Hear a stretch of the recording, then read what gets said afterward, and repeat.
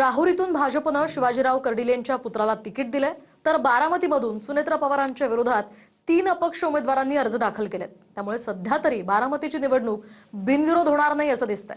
पाहूयात।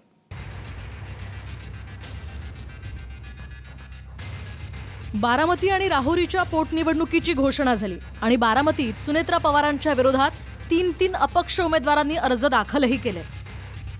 सतीश कृष्ण कदम, हिंदुस्तान जनता पार्टी सांगली, सागर शरद भिसे अपक्ष सातारा आणि सोलापूरच्या रघु घुटुकडे यांनी नवा राष्ट्रीय समाज पार्टीच्या वतीनं अर्ज दाखल केला।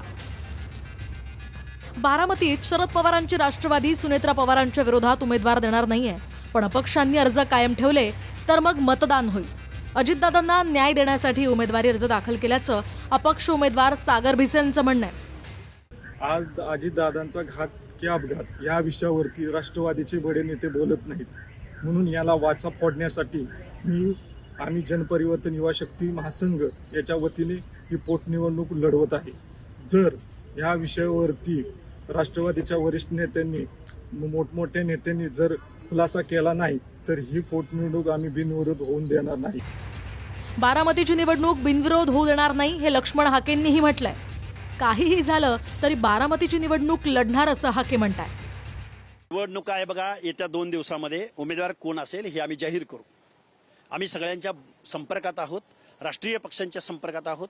एकाच एक उमेदवार, लोकलचाही उमेदवार पुढे येऊ शकतो। एका बाजूला धनसत्ता, एका बाजूला पवार कुटुंबियांचं वलय आणि एका बाजूला या सगळ्या गोष्टी, एका बाजूला सगळे पक्ष, पार्टी, नेते, मुख्यमंत्री, विरोधी सगळे एका बाजूला असतील आणि जनसामान्यांचा प्रतिनिधी, जनसामान्यांच्या प्रश्नावर बोलणारा प्रतिनिधी दुसऱ्या बाजूला असेल आणि निवडणुकीला सामना होईल।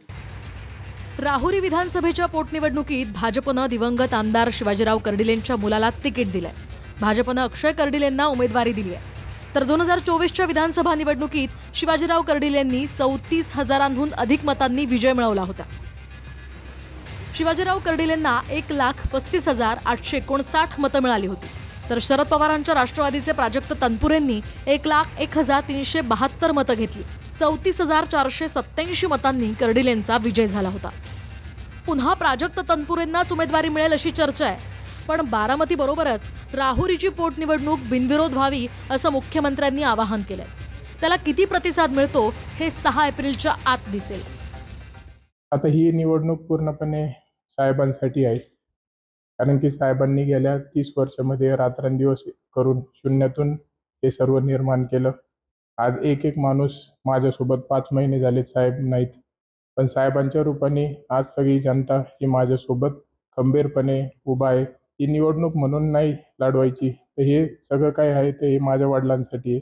त्याच अनुषंगाने मी पुढे चालू आहे। राष्ट्रवादी शरद पवार पक्षाच्या वतीने कुठल्याही प्रकारचा आम्ही उमेदवार देणार नाही। तिथे आम्ही बिनविरोध करण्यासाठी प्रयत्न करू, हीच खरी अजितदादांना श्रद्धांजली असेल।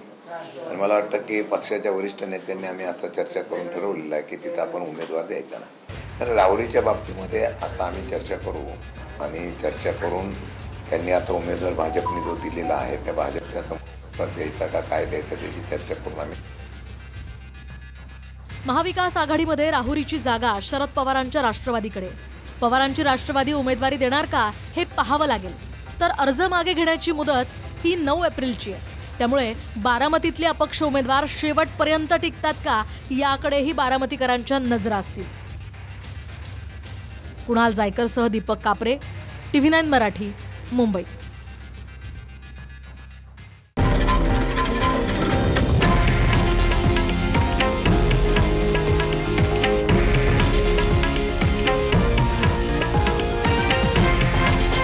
हे आहे देशातील नंबर 1 न्यूज नेटवर्क आणि आपण पाहत आहात TV9 मराठी, एकमेव।